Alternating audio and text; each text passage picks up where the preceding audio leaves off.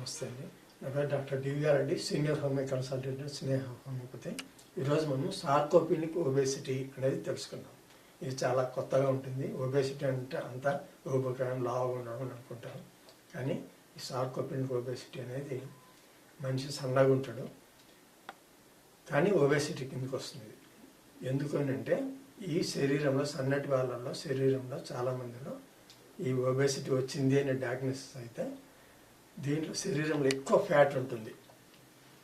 మామూలుగా ఫ్యాట్ అంటే belly fat, ఇట్లా మనిషి లావుగా ఉండడం, బొజ్జ రావడం ఇవన్నీ అనుకుంటాం. కానీ దీంట్లో వచ్చేసి ఈక్వల్గా చర్మం కింద బాడీ మొత్తం ఫ్యాట్ అనేది అక్యుములేట్ అవుతుంది.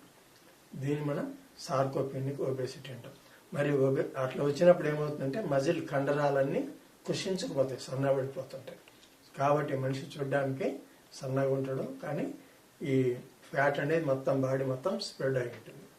దీన్ని సార్కోపెనిక్ ఒబేసిటీ అంటాం. ఇది చాలా డేంజర్ అన్నిటికన్నా కూడా. మనిషి 90 కేజీలు 100 కేజీలు ఉన్నా కొంత బెటర్ ఏమో కానీ ఈ సార్కోపెనిక్ ఒబేసిటీ వచ్చింది అని తెలిస్తే కన్నా చాలా ప్రమాదం.